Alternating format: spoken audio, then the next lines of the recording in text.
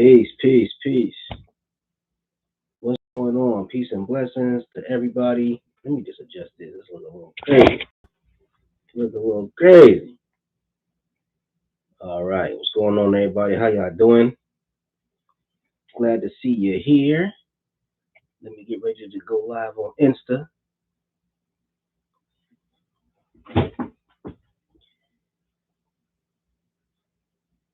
Peace, peace, peace and blessings. What's going on to everybody out there? Social media world. We're going live on Instagram, live on YouTube. And I just want to say first and foremost, thank you to everybody who supported.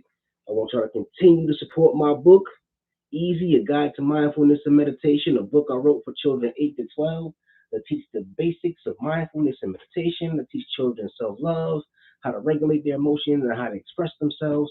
It's a book written in an educational style, so we think you guys can love it, and I think your children will definitely benefit from it. You can get your copy at www.devinmccrory.com. That's www.devinmccrory.com.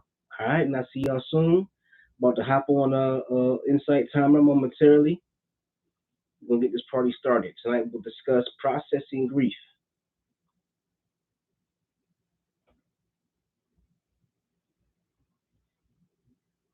Just waiting for the next 12 seconds when I go live. I see we got somebody here already. It's a beautiful thing.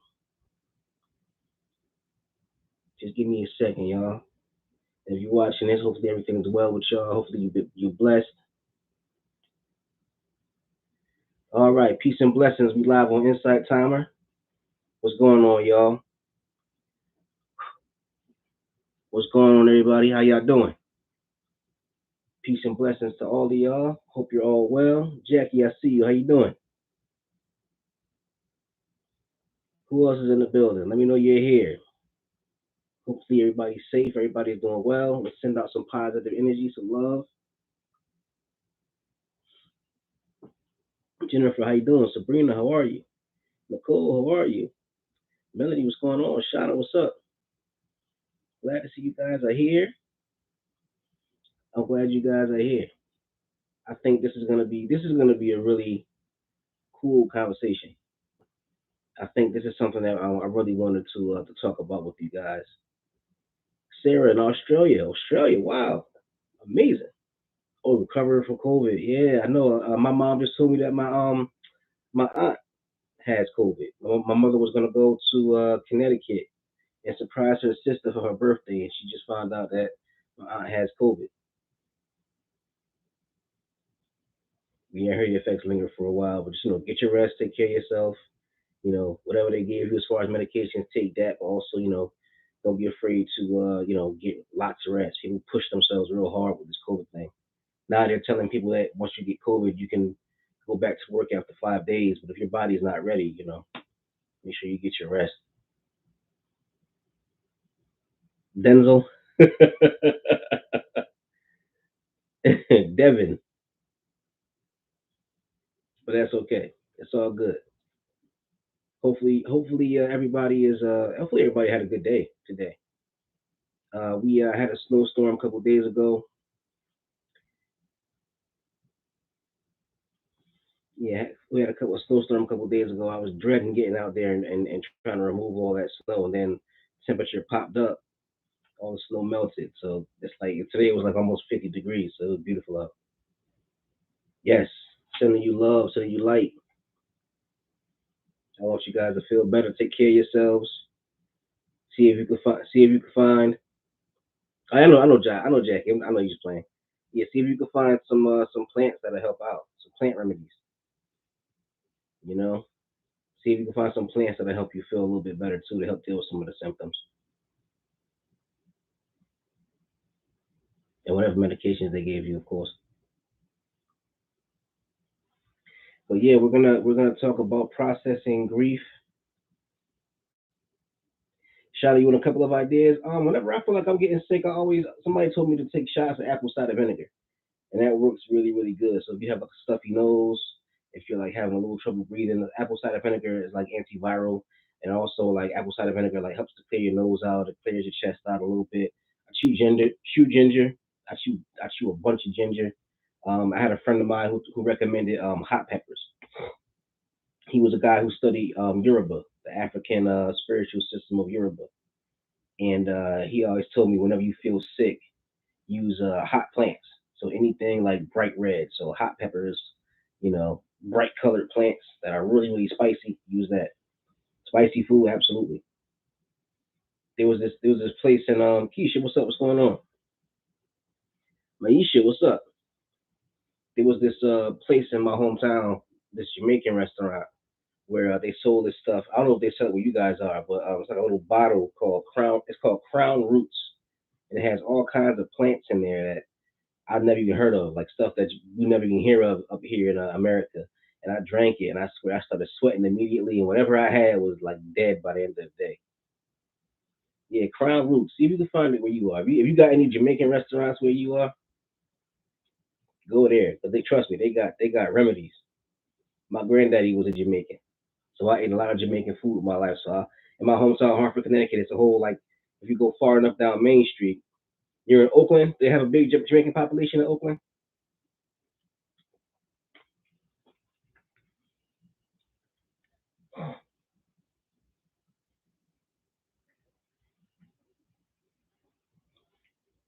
Yes, okay. Yeah, so you might know they might have some places out there that have the Crown Roots. You may be able to find it. But if you go far enough down Main Street, Hartford, Connecticut, you come across a lot of Jamaican restaurants, and they got all kinds of like different remedies. They had what was it? I think it was like dandelion, some kind of dandelion juice that cleanses you out. You drink it, you cleans you out really good. Crown Roots is good for colds. They say sorrel. They have that juice called sorrel. I think it's called. It works really really good if you feel a little sick and boost your immune system. They got everything. The Rastafarian culture is real big on using plant medicine and eating very, very healthy. So, Tutti Frutti, it was Tutti Frutti. I thought that was ice cream. I could be mistaken. Dur de Rila,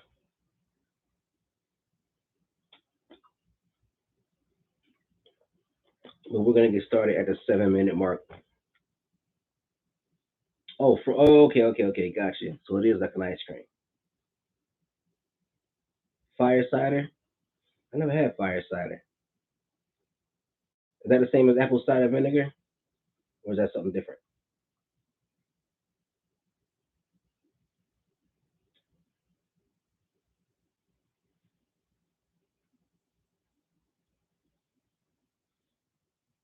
Tiger Red. Man, you give me a whole lot of stuff I never heard of. It has vinegar in it. Okay. Okay.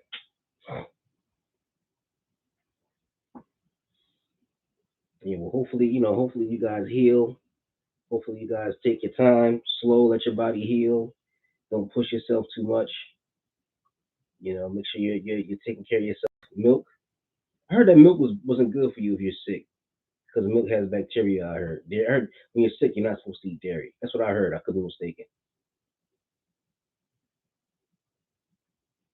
But we're right up on a 7 minute mark.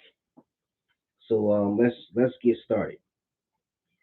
So tonight we're going to discuss processing grief. And earlier this week is a friend of mine. Not going to say her name, but a friend of mine texted me one morning, and she's like, "Hey, Punk, what's going on?"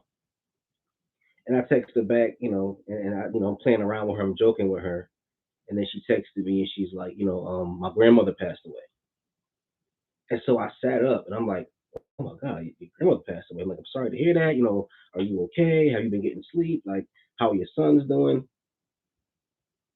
And I was just so taken aback because I was still kind of groggy from sleep, and I couldn't quite find the words. And there's really no words that you could say when somebody loses a loved one. But I kind of wanted to discuss how we can support each other, maybe not finding the right words, but doing the right things, and how we ourselves can process grief. I know for a fact that I've dealt with a lot of grief over the last years. People around me have suffered from grief. I've had a couple of friends of mine lose family to COVID. My aunt has COVID. My friend just lost her grandmother. Um, it's rough. It's rough out there, especially in these times. And so many of us are losing loved ones. So many of us are, you know, getting sick ourselves. And so I think it's an excellent time for us to discuss grief and how to process grief. And I think one element to going through the process of grief that we don't talk about enough is to seek the support of family. I know. Thank you very much for the donation, Nicole. Appreciate it. I know I myself, I made a terrible mistake. If you guys have been watching my live streams for long enough, you know I lost my father when I was 21 years old, and I handled it the worst imaginable way you could. One of the things I did that I shouldn't have did was I felt very angry and very bitter, and guilty. You know those feelings of guilt when you're alive and somebody you love passes away. Peace and blessing. But when you're alive and somebody you love passes away, oddly enough, you do feel a sense of guilt. You feel a sense of guilt of because just because you're living. Lost your father a couple of days ago. Wow, Keisha, sorry to hear that. Oh, sorry to hear that, Keisha. Well, Keisha, I'm glad you're here with us. I'm real glad you're here with us. And yeah, I was angry too. I was angry. I was bitter. I remember, I started having horrible insomnia, and I handled it the wrong way because the first thing I did wrong was I felt guilty, and I allowed myself to feel guilty. I allowed myself to feel like I could have done something. I allowed myself to feel like I was wrong just for living. I was wrong just for living. And so what I started to do after that was I started to isolate. And I realize now looking back on it that isolation is one of those things that you do that really prolong the healing process. We heal by being around people, by getting support, by expressing how we feel. I didn't talk to anybody about how I felt. I just drank a lot and spent time alone and walked the city streets at night. And I was a horrible insomniac. And I spent so much of my time just wallowing in self pity, wallowing in my misery. And I didn't want to feel anything. If you guys have lost a loved one, I'm pretty sure that pain and that hurt makes you feel like you don't want to feel anything. It's devastating. Keisha, I know where you're coming from. I was devastated when my father passed away, and I'm here because I did things the wrong way, and my depression and my sadness over the loss of my father lasted for like pretty much the whole decade of my 20s. You lost your mom at 19 and your dad at 20. Wow, I drank a lot. Yeah, I drank a lot. Music. What music saved your life, Lisa? Lisa says that music saved her life, kept her from ending her life. What music were you listening to, Lisa? That was so inspirational. Let everybody know.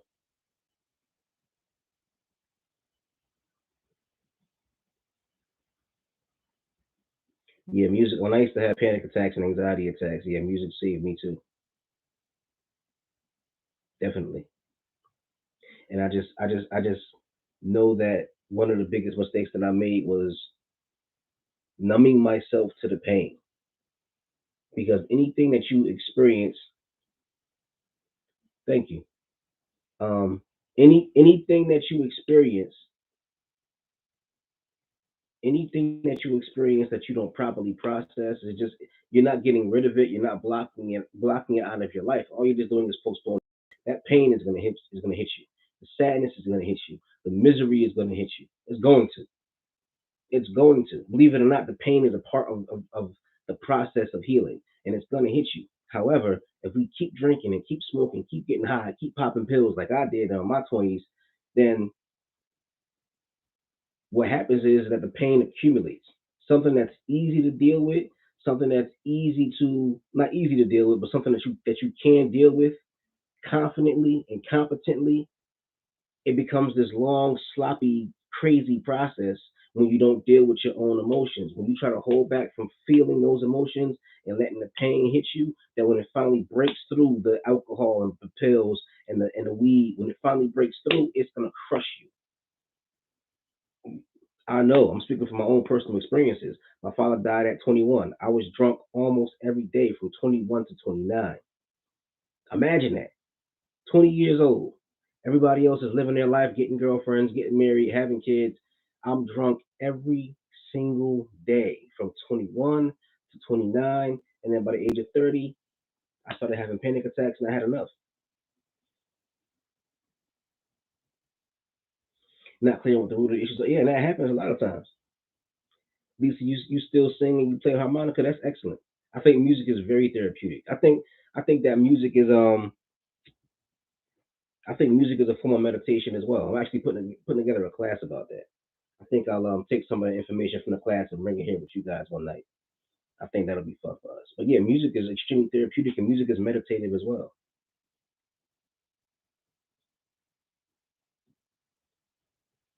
Oh, Lisa, I'm sorry to hear that. Come on, let's send some love out because there's a lot of pain in the room. A lot of us is grieving.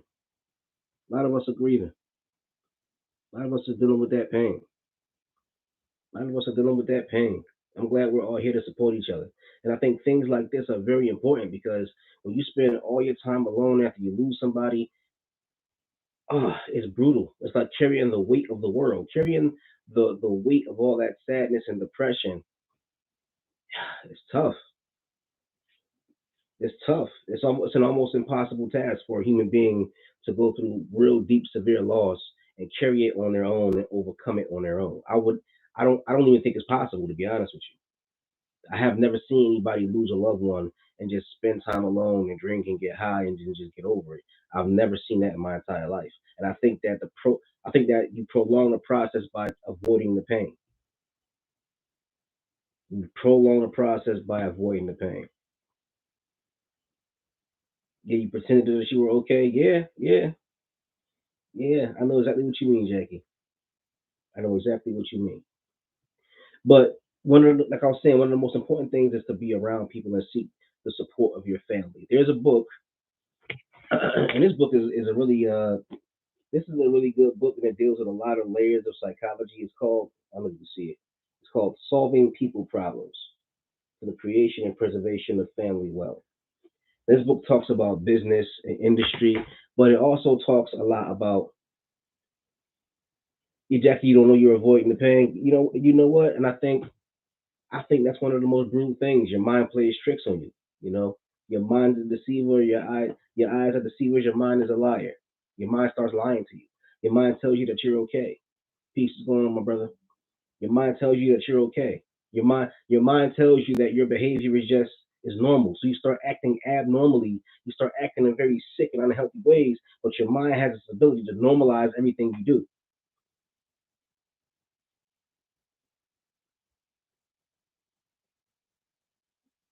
Yeah, yeah.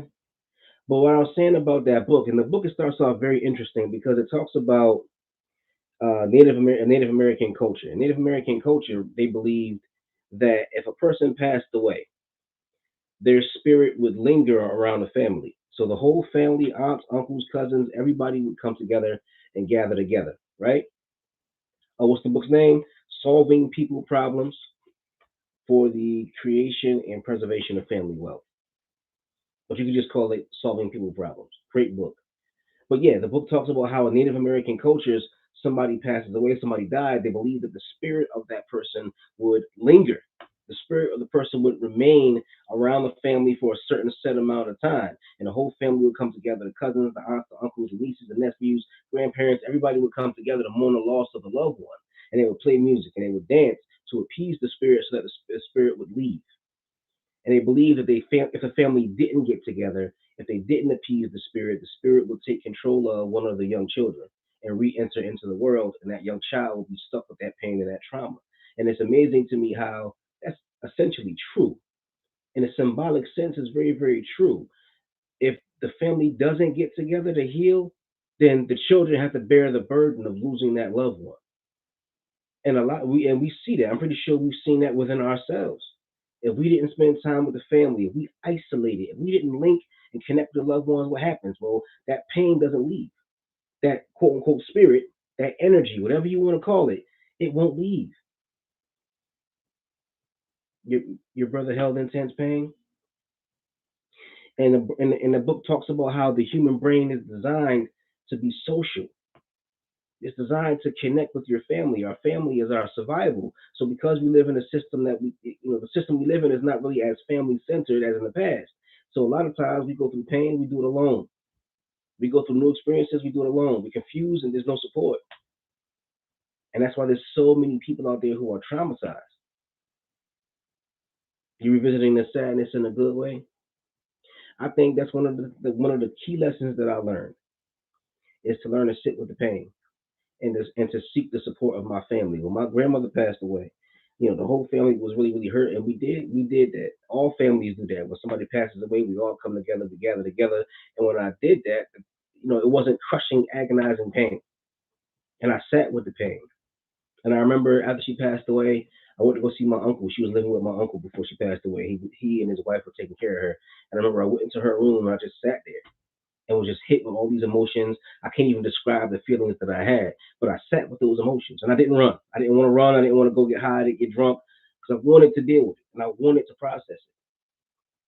And I remember sitting in that room and just smelling her perfume and just seeing her stacks of clothes and all these memories just hit me. Seeing her old lady glasses, seeing her TV sitting there, all of it just hit me, and I absorbed the pain, and that made me.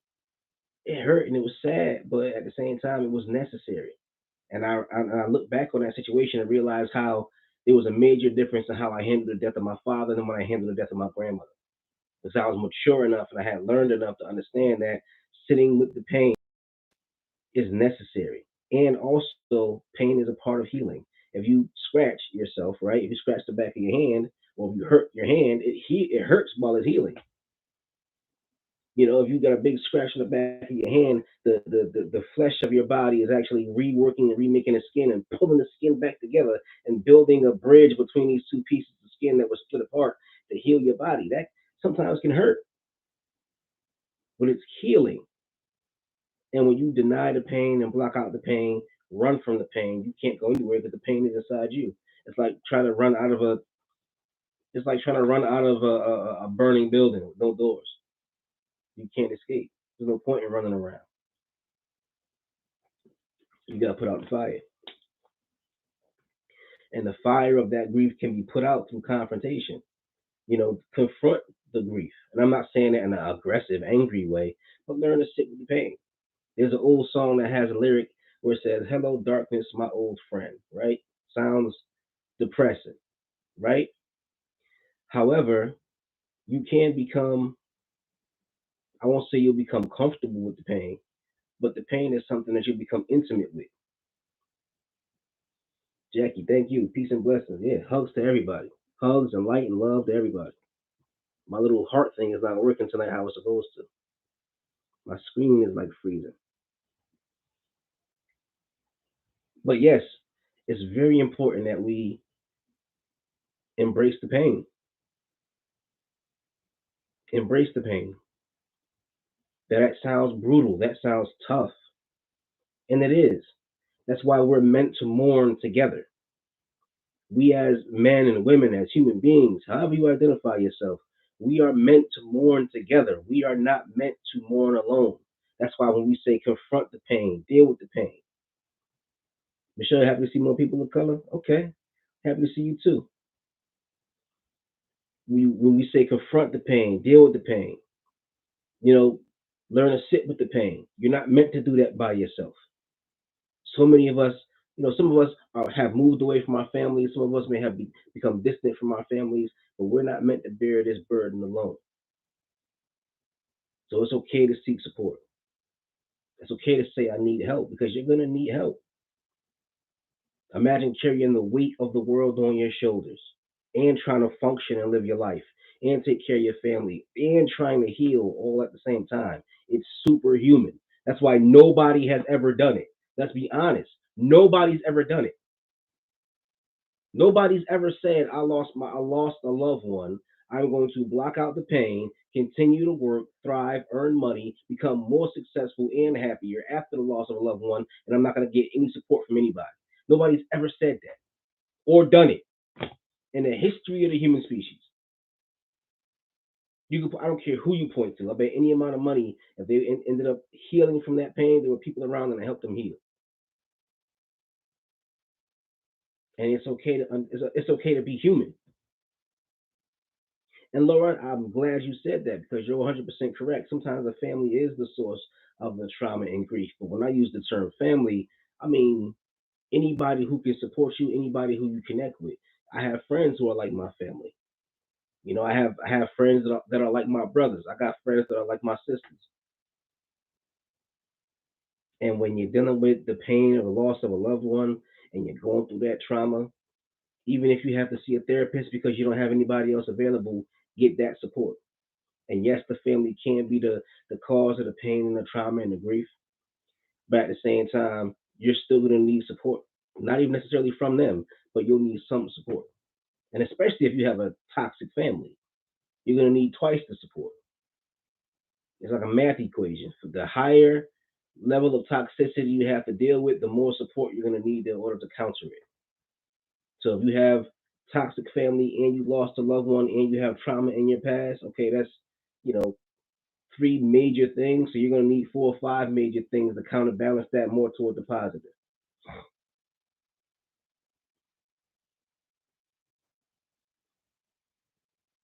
Jennifer, yeah, I think that's something I hear more and more of. That a lot of people um, feel that our culture like makes men suppress their emotions.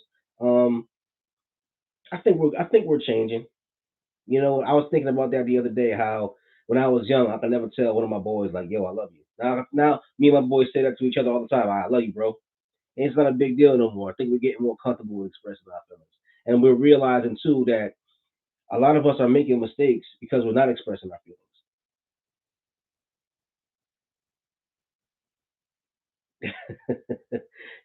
He was thinking crazy, not toxic. Okay,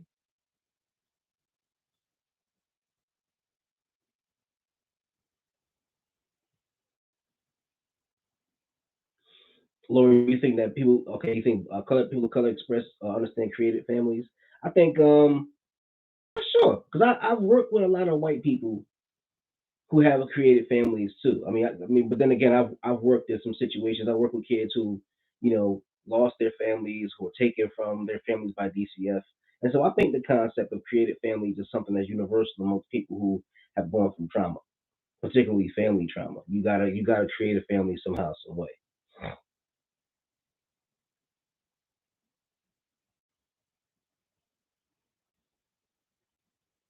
Okay, Lisa, and you said your older brother Billy, he's there for you. That's excellent.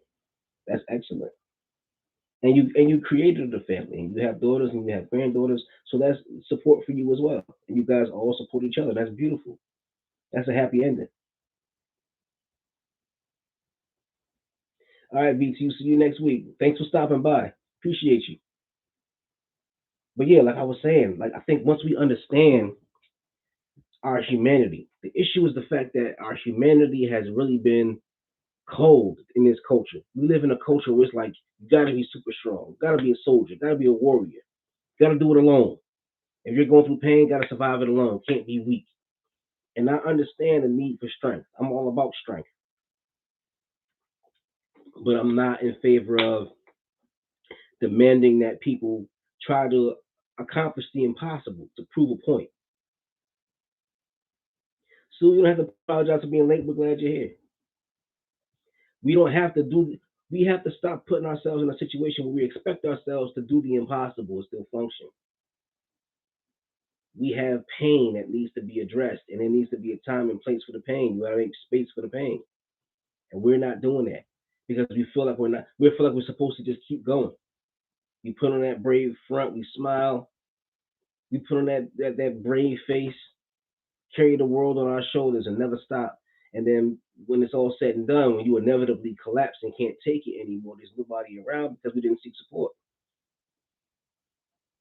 Jasmine, I go live every Wednesday, unless it's like an emergency or unless something happens. Every Wednesday. Lisa, thank you for the donation.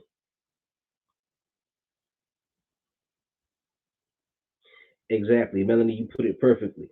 Melanie said, "Strength doesn't mean denying our psychobiological needs, and we need human connection." That's absolutely correct. Elaine, how you doing? And we absolutely positively we need human connection. That's a major part of being a person. when we realize that all is one. There's this thing called Gaia theory. Gaia theory is this theory that pretty much says that the entire planet, the entire world is just one big organism. It's one big interconnected series of systems. It's one big connected organism, and we're all a part of the organism. So every part of the system depends on other parts of the system. Jennifer, thank you for the donation. Every part of the system depends on other parts of the system. And we are human beings, we're part of the system as well. We need the trees and we need the air, we need the rain, we need the earth, we need the nutrients in the earth that we consume through food. And we need each other. We need each other. Mixed martial arts. Yeah, I think martial arts is cool because it teaches you discipline and inner strength and how to keep yourself calm. Suleiman, what's up? I'm glad you're here.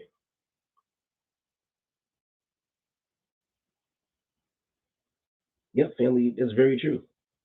Very true.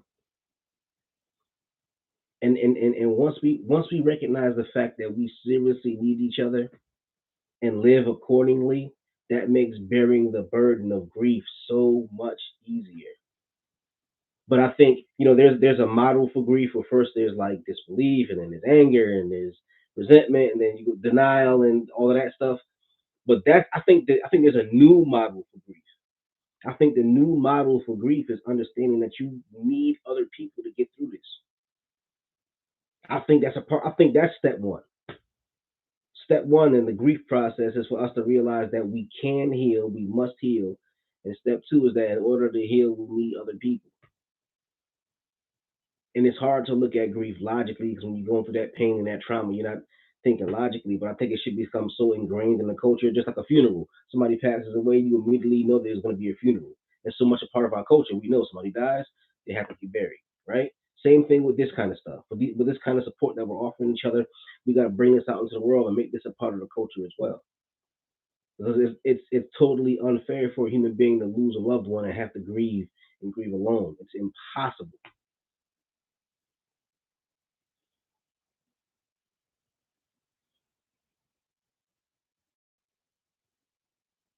Gotcha. So Jess is asking the question: what do you say to somebody who says they're in a better place and you want that person to still be with you? And you have to understand when somebody says that they're in a better place. If they're in a better place, that's good. That's something wonderful and soothing. And spirituality is definitely a wonderful part of the healing process. And so if they are in a better place, and this is my own personal beliefs. If they are in a better place, then I want to connect with them, and I believe you can connect with them. These are my personal beliefs. If they are in a better place and they still exist on some plane of existence, then once I clarify my mind enough that I should be able to connect with them on some level. If you believe they're in a better place, if they're in a better place, then I should be able to reach out to them. So maybe you could reach out to them, and I think that's a major part of universal spirituality. But the last few years I studied African spirituality. African spirituality, ancestor worship, connecting with the ancestors is so important. So they would have like, I was reading books where there was a woman who father had passed away, so she made an altar for her father in the home. She had an aunt that passed away, so there was a space on the altar for the aunt. Pictures of them, things that they liked around them, and then they would literally talk to the ancestors. And I was reading a psychology book years ago that was talking about mental health and culture, and how different cultures have different concepts of what it is to be sane.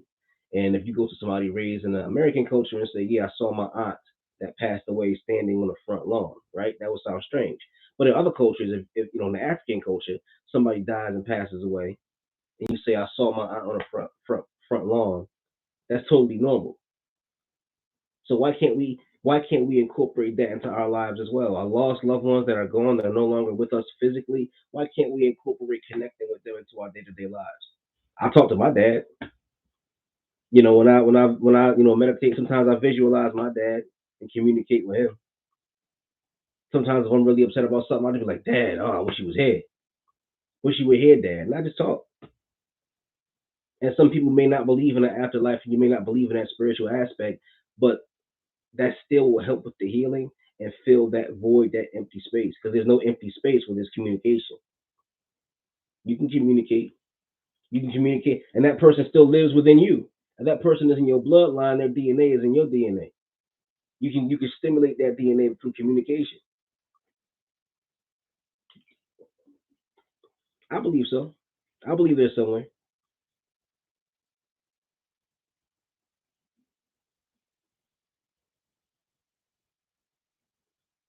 and you're not ready to accept it.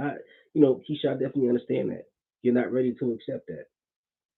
You're not ready to accept that. But at the same time, I think it's important for us to understand that.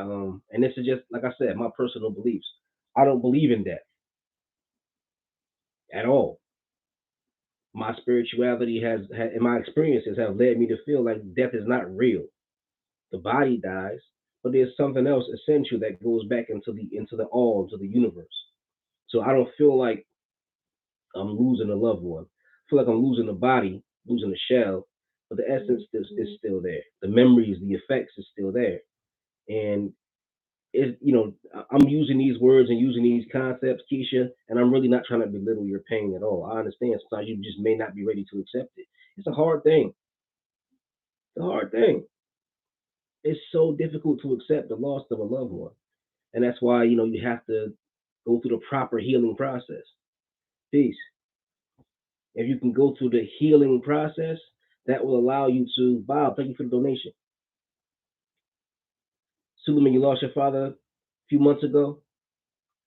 Yeah, everybody here, we've all lost. But like I was saying, going through that process makes it so that if you're not ready to accept at the beginning of the process, then once you go through the healing process, it becomes easier to accept. It becomes easier to accept. That's why there has to be a healthy process. And that's why I'm stressing get the support of your family. Sit with the pain. Don't block out the pain. And all these things that people are saying that are frustrating you and making you angry, you can communicate that. You should let them know. Say, hey, listen, I'm not ready to accept it yet. You telling me all of this stuff. I don't really want to talk about that. Can we just support me? You can say that to people. You gotta take time off work. Yeah. And like I was saying, Keisha, you could tell people what you need in that moment. You could tell people what you need in that moment. You could say to people, you know what, right now I don't want to talk about that right now. I appreciate you. Just support me in a way I need to be supported. Whatever that may be. Sending out peace and love. There we go. My love generator is working right now. I can send out some hearts. Yeah, and that's another good point, Jennifer. It's soon. It's soon. If it just happened, there's a lot of healing work to do. It's a lot of healing work to do. And that's another thing. It seems kind of like you're frustrated. And it seems almost, and maybe I'm mistaken, Keisha, it seems kind of like you being a little hard on yourself. Don't be hard on yourself. This is a part of the process. We want you to understand that we are here tonight and we support you guys. We care for you guys. We love you guys. And we want you to understand you're not alone. And if that's all we can offer at this moment is letting you know that you're not alone, if that's the best we can offer, then we'll offer that completely, totally, without reservation, and we won't hold back.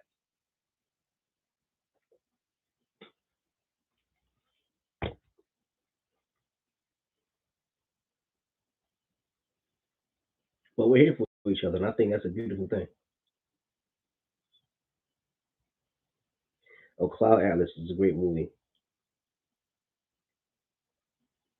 Yeah, Cloud Atlas is a great movie. Keisha, we appreciate you. So, then, man, how'd you lose how'd your father pass away? If you don't mind me asking,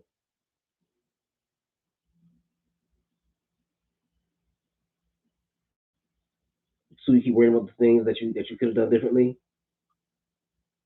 Cancer, Keisha.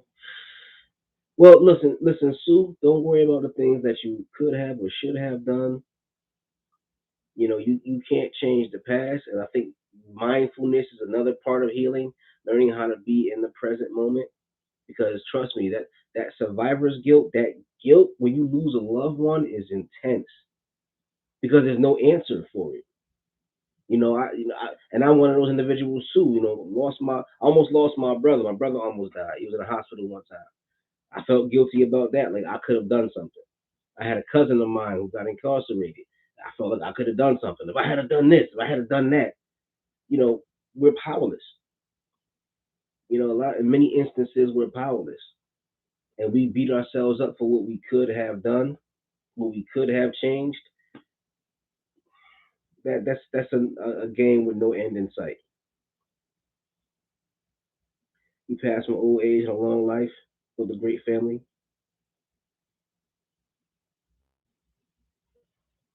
Yes, yes, Suleiman. Yes, I felt the same way. Sorry. I'm sorry you're dealing with that, man. I felt the exact same way. I felt the exact same way when my father passed away. I remember the last time me and my dad hung out. We were watching James Bond movies, and he was cracking all these really corny dad jokes, but he was having a blast. And then when he passed away, oh, Jess, thank you for the donations. When he passed away, I just thought about all the fun we could have had, the conversations we could have had. I got married after he passed away. He never met my sons. He never met my ex-wife. And I couldn't ask him like, Dad, how'd you handle this situation? How'd you handle that situation? I never had a chance to have them father-son conversation. So I have him. I have him now. Like I was saying earlier, I talked about Dad from time to time. I believe his energy is here. And even if you don't believe in the spirit realm or the spirit world or anything of that nature, you know, he's still here. He's in me and my DNA. You stimulate DNA through communication. Talk to the dad that's in me. Yeah, Sue, I definitely understand that. Yeah, it's a process. It's a process. And then when we come to these tough parts of the process and we still got to work on certain things, we beat ourselves up. And that makes the healing process so much harder. So I'm glad that you're here so that we can offer you some support and just take it one day at a time. Take it one day at a time. How the time of COVID? No wakes or funerals? Yeah.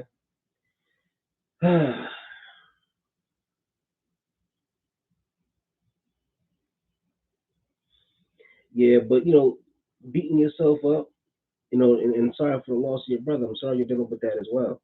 Um, But it's one of those things. It's a no win game. Saying what you could have done or how you could have offered this or offered that. I mean, if a person is struggling with depression and anxiety and they decide to take their own life, that don't mean that you were deficient in some way, shape, or form. That don't mean you did anything wrong. That don't mean you neglected. That doesn't mean anything. And those words don't mean anything when you think about the loss of a loved one. And I'm not trying to trivialize what you're going through, but I just want you to understand, like, don't blame yourself. What happened was horrible, but don't blame yourself. It's like blaming yourself. It's like blaming yourself for the rain, and which is something I would do when I was a kid too. It's my fault that it's raining. Yeah, I'm not saying that the death of your brother is trivial like rain, but what I'm saying is that some things are just out of your control, and that's the real issue. We blame ourselves because we want a sense of control. We want a sense that you could have done something. And when something happens outside of your control, you blame yourself because you want to feel like you have some power. That's the hard part.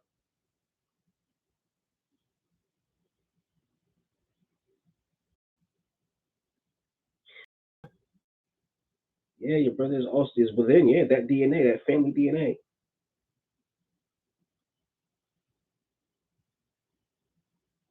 PTSD. Yeah, PTSD is something that I think I dealt with as well. I dealt with the panic attacks. Thank you, Suleiman. I dealt with the panic attacks. I've seen, oh man, I've seen a lot of things. I've seen people get shot. I've seen people get stabbed. I think that deeply affected me growing up. I've seen people on drugs passed out in the street. I've seen abuse. I've seen a lot of things that really, really, really just it messed me up growing up and having PTSD when I started having panic attacks and anxiety attacks. It was insane. But what really helped me was training my mind and retraining my body through mindfulness and meditation. And there's actually a lot of research that I've done. Like when I talk about meditation, I use a lot of spiritual terms and I use a lot of like poetic linguistics. But really, there's scientific evidence that meditation and mindfulness are methods by which you can change your neurochemistry and your neural structure. So meditation and mindfulness can actually help you deal with mental illnesses like depression, like anxiety, and like PTSD. So they mean your brothers deal with PTSD? Madhumita. I hope I'm saying your name correctly. Yeah, PTSD is real serious. Suleiman, yeah, it's really serious. Yo, your family's from Afghanistan. Wow. Yes, although you guys have experienced some tough things as well. Stay close to your family, support your family, and let them support you, and really become engrossed in your spirituality and your meditation.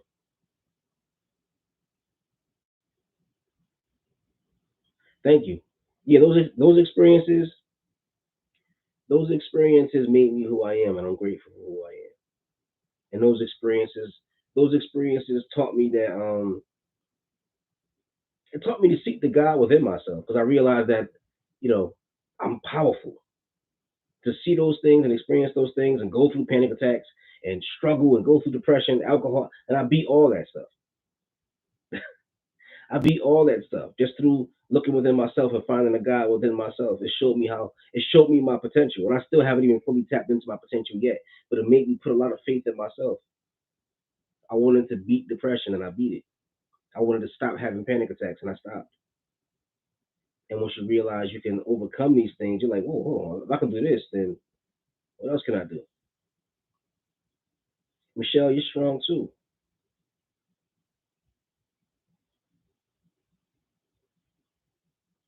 Rosemary, you had post traumatic stress too. Yeah, it's very difficult. But I can attest to the fact that with a certain amount of hours of meditation, you begin to like really change your brain chemistry and neural structure. And I can assure you, if you're consistent with it and you stick with the mindfulness and meditation, get the support from your family and learn to sit with the emotions and recognize the emotions, you'll be on the path to healing. You'll be on the path to healing. The body and the mind, I believe, in many ways have techniques and they heal on their own. When you get a cut or a scrape or a broken bone, it heals on its own. You really don't have to do anything. You break an arm, you may have to set the arm in a sling so you don't move it too much, but it heals itself. We have amazing capacity to heal our mind and our body too. The pain and the suffering lives in our body. So if your body can heal, then you can heal that pain and suffering that's living within you. What we call trauma is just a response in the central nervous system. The central nervous system is carrying all these impulses and all these memories. So if it's in the body, it can be healed.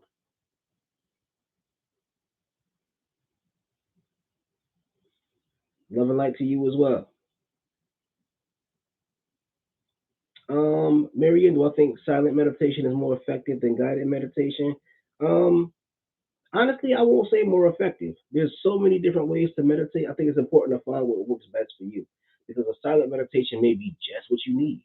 Sitting outside in nature may be just what you need. For some people, they have a difficult time sitting in silence, so the music might be just what they need.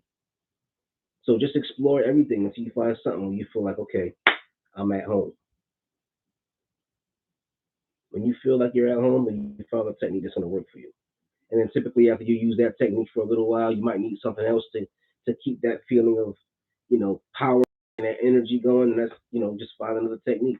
There's an old story I read where there was a guru who was talking to a student. Guru was talking to a student, and the student asked the guru, "How many ways are there to find God?" And the guru responded and said, "Well, how many atoms are there in the universe?" So there's so many different ways to find your inner peace and meditate. It's a lot of different techniques. Find a technique that works best for you. Silent meditations. Oh, you said silent meditations help you with your lunch break? Yeah, yeah, I can definitely see that. You're at work, take a little break, you want a little music. I get it.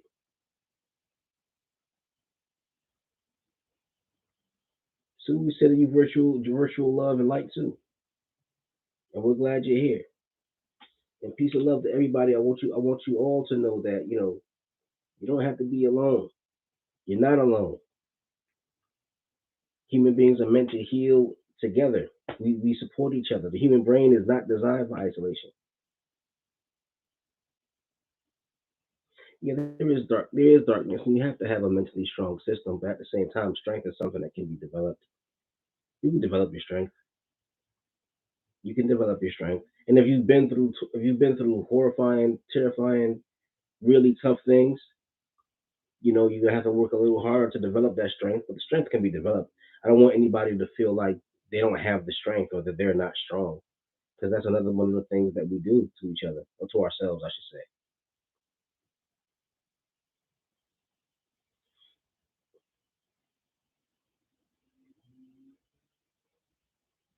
Well, Metal Mita, I know you've seen a lot of things, and you're describing a lot of things that shake anybody.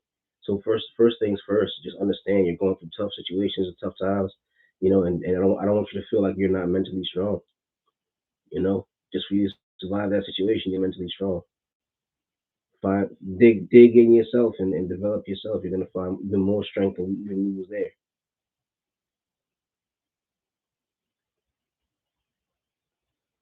Yeah, at least I really believe that. I really believe that the things that we go through make us strong. And I've been through some scary stuff. I've been through some scary stuff in my time, but going through it has put me here in this moment with you guys, having these conversations, and I've I remember when I was doing like my first early live streams in 2020, and I remember I was letting everything out. I was going through pain myself. I was newly separated from my wife. I wasn't living with my family for the first time. So I would come here and talk to you guys and let everything out as well. So you guys support me.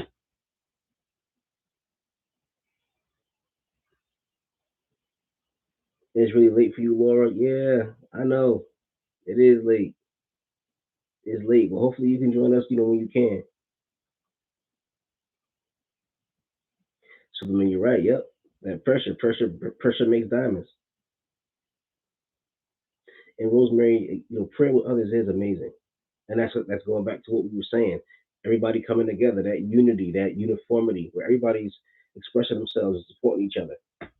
And you're combining working with other people, which the human brain needs, and you're combining that with spirituality. And spirituality is very powerful when it comes to healing. And spirituality has helped me deal with a lot of things that I've gone through. And when you say the term spirituality, some people might think going to church or whatever. Maybe church is not a thing for you. Maybe you don't even believe in God, but spirituality could just be the understanding that you are a part of a whole, understanding that you are an important part of a whole, that you are a part of this organism that we call the Earth. Gaia theory. We're all interconnected, all interdependent. Everything plays a part. Everything has a role. You can decide what role you have and what role other people have in your life. And I think that's beautiful. One love to all of you guys. I know it's getting a little bit late. I'm about to shut the live stream down and get a little sleep, and then get up and I'm gonna try to work out tomorrow morning. I'm gonna take a shot of energy drink and try to get out there and work out tomorrow morning. I bought a whole big thing of new iced coffee at home. So when I wake up, I can drink some iced coffee. Like an avatar, you will find the strength in yourself. You will be an avatar. The Bible says God breathed the breath of life into us, the Ruach HaKodesh, Holy Spirit. That's in you. Peace of God is in you. When you find it, you'll get through anything. And on that note, I'm gonna say good night to y'all. Peace and blessings to all of y'all. I love you guys. I will be back here next week, Wednesday. Thank you guys for showing up. Lisa, you know what? Insight Timer has such strict rules about what I can and can't promote. I can and can't promote certain things, so I can't say if I have an Instagram. So, I'm sorry, but they don't like us promoting other stuff on other platforms. So, love and light to you too, Sue, Keisha. Peace and blessings, Suleiman. Peace and blessings. You guys have gone through so much, Jackie. Good night to everybody, Jess. Thank you guys so much for your donations. Peace and love.